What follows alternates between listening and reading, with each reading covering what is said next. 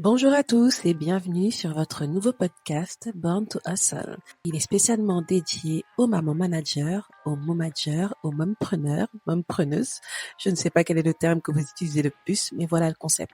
Ici, on accueille des mamans entrepreneurs qui gèrent au quotidien de multiples casquettes et qui, je pense, est très important aujourd'hui pour qu'on puisse enfin échanger, mettre de la lumière sur ce qu'elles font et pourquoi pas débloquer peut-être certaines mamans ou certaines femmes qui n'osent pas encore se lancer et éventuellement avoir les meilleurs conseils ou en tout cas une partie des conseils qui pourraient les aider à mettre leur projet en ordre et à enfin se lancer. Alors c'est aujourd'hui avec grand plaisir qu'on accueille donc Manal Rian. Manal Rian qui est aujourd'hui donc experte en bien-être et en nutrition.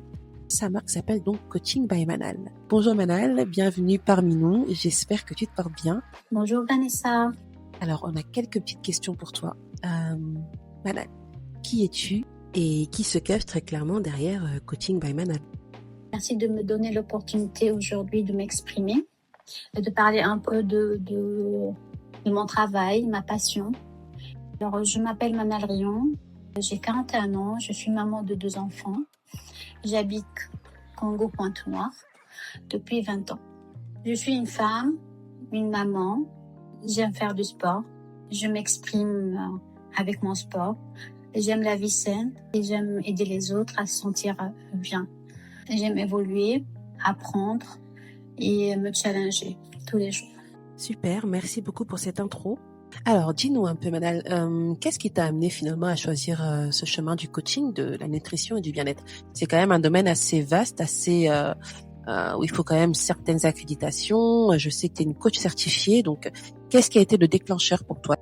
En fait, ça fait depuis 15 ans, même avant que je me convertisse dans le domaine de coaching, le bien-être, le coach de vie.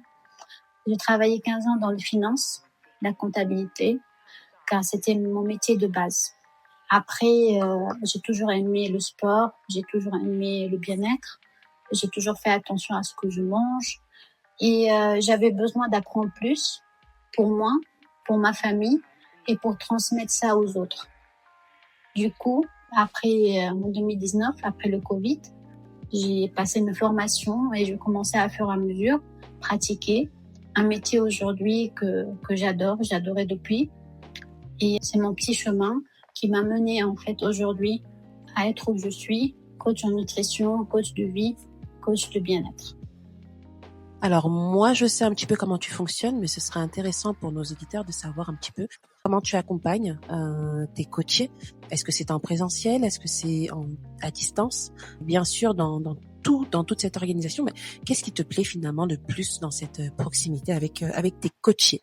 Je peux dire clients, mais je vais dire tes coachés. Je trouve que je trouve ça un peu plus intimiste.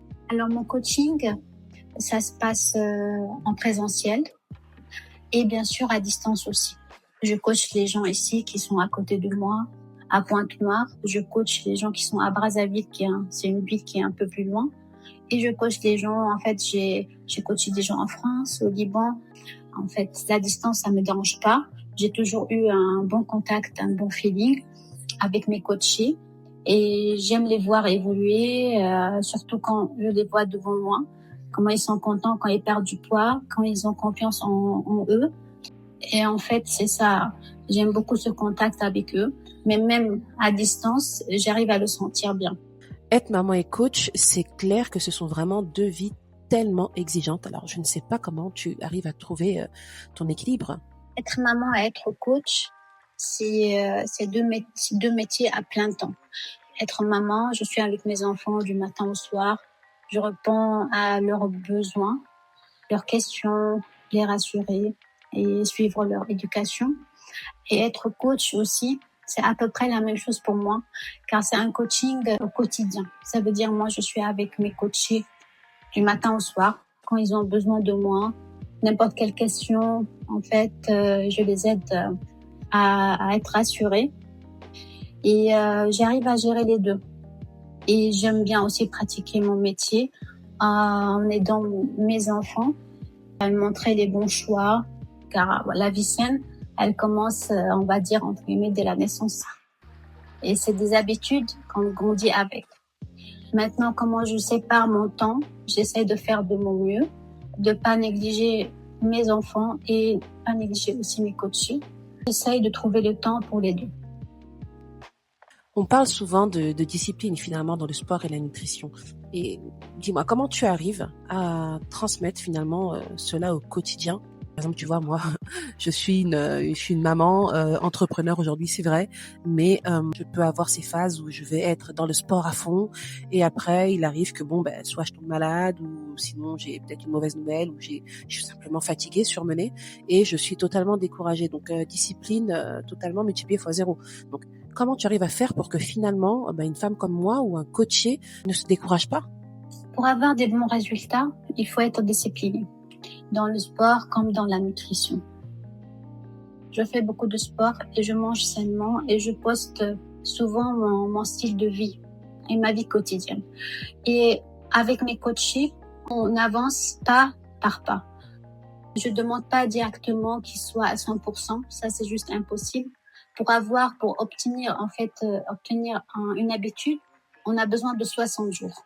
Moi, je demande au début, si on arrive à tenir 60 jours, de manger à 80% sainement et 20% pour se faire plaisir, et après passer peut-être à 100%, ça dépend, voilà, de la personne et sa motivation. Au bout de 60 jours, on peut plus revenir en arrière. Moi, je suis là à les motiver, à les pousser jusqu'à qu'on passe ce cap. Directement après, et ça j'ai vu, plus que 6 ans, je vois ça et ça marche super bien. Tous les gens qu'ils ont perdu avec moi, où ils ont intégré le sport, où ils ont changé leur style de vie, aujourd'hui, ils ne reviennent plus en arrière. Est-ce que tu peux me parler ou tu peux nous dire un petit peu quelle est finalement une des plus grandes transformations, que ce soit physique ou mentale, que tu as pu observer auprès d'un de tes coachés grâce à un accompagnement que tu as mis en place? Tous mes coachés, ils ont fait un super travail sur eux. Ils ont réussi à se transformer. En fait, physiquement, ils se plaisent. Et mentalement, ils deviennent beaucoup, beaucoup plus forts mentalement. Leur façon de voir la vie, ça a changé. Ils ont confiance en eux. Ils se lancent dans des projets qu'ils n'ont jamais osé le faire avant. Car comme je dis toujours, en fait, c'est à l'intérieur de nous, ça commence le travail. Et c'est bizarre, mais c'est la vérité. Quand on se sent bien dans notre peau, on a envie de conquérir le monde.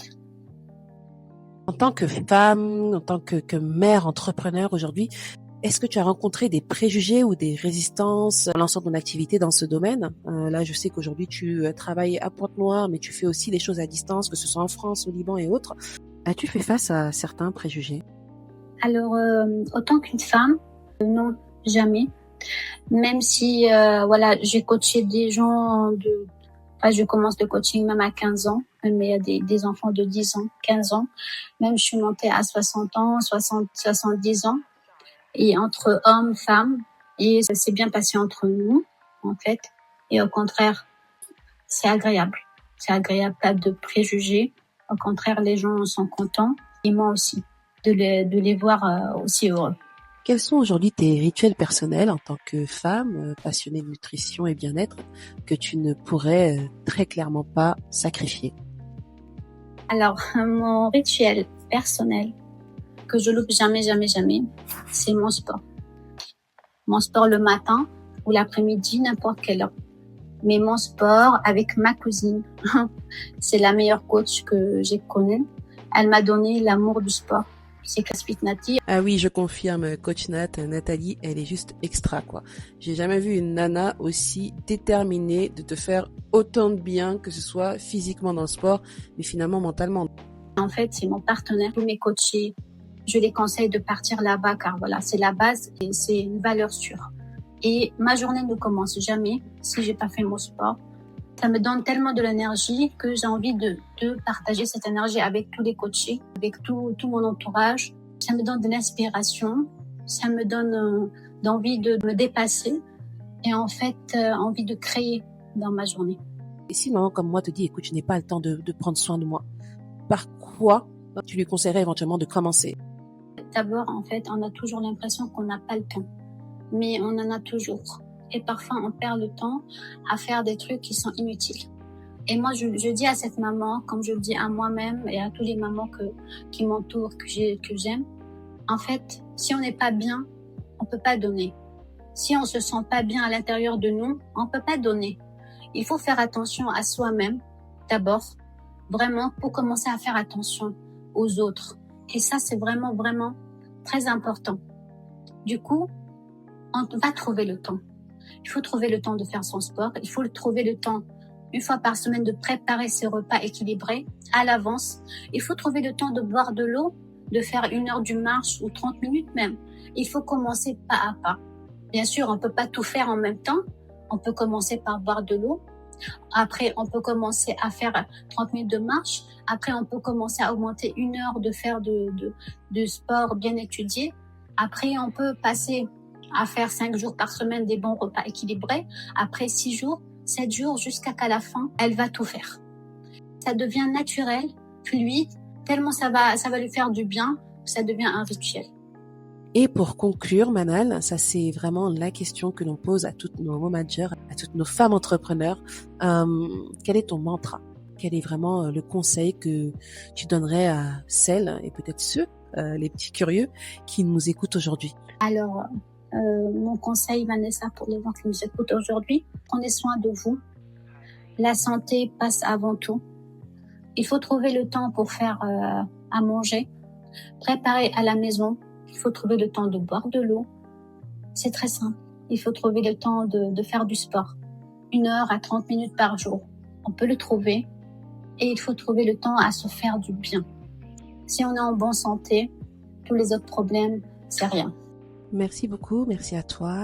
Merci beaucoup. Merci à tous et à toutes d'avoir écouté Born to Hustle. J'espère que cette conversation vous aura inspiré et donné l'envie d'oser encore plus. Si l'épisode vous a plu, n'oubliez pas de vous abonner au podcast et de laisser un petit like. Et surtout, pensez à le partager à une maman, une amie, une sœur, une future femme entrepreneur qui en aurait besoin. On se retrouve très vite pour un nouvel épisode, une nouvelle interview inspirante. Et en attendant, n'oubliez pas que nous sommes toutes quelque part Born to Hustle.